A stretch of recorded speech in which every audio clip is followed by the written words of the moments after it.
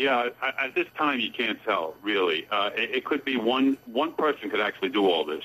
And, you know, it's definitely a pattern, and it definitely seems like a serial killer because everything is a real good pattern. And the fact that you have four murdered prostitutes, and they were murdered in similar styles. They're wrapped up in burlap body bags.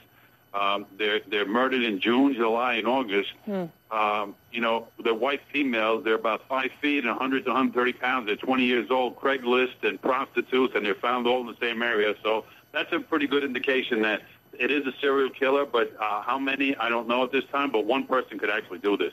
One person could do this. And guys, let's show that map again, because 4 bodies were found within about a quarter mile of each other, but they were dumped at different times. So what would that say? Here's the map again. What would that say about the killer? Would this killer, let's say it's one person, would this killer be taunting investigators? And if not, why dump the bodies all in pretty much the same place?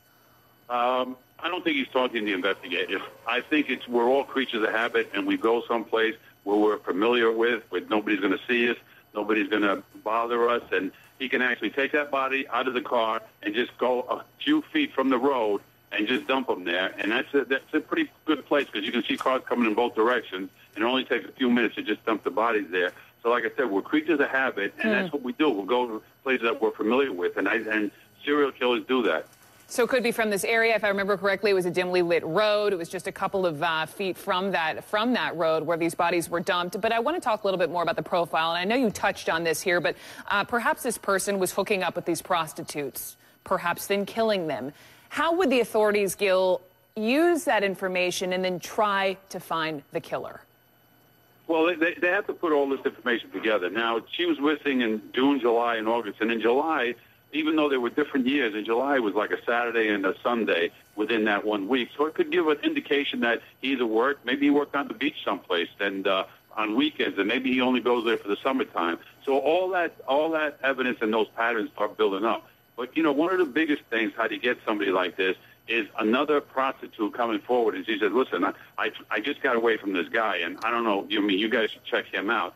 But a lot of times the prostitutes do not want to come forward. You know, they have pimps, they don't want to come forward, and that's the problem with this.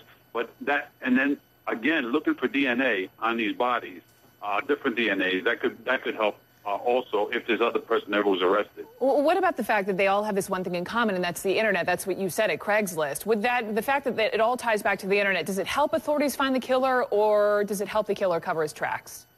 I think, you know, of course, Craigslist is cooperating with the police, so they're giving all kinds of information out. And this guy's like pattern again, which would be in an email address or something that he would give out, maybe similar statements looking for other people, could still be looking for other people, but he doesn't necessarily have to stay on Craigslist. He can go on the internet and different sites. So I'm not sure this guy's only these are with Craigslist, but I think this guy goes around different sites and looks for different women. And I wouldn't be surprised if he has done this, you know, before someplace else.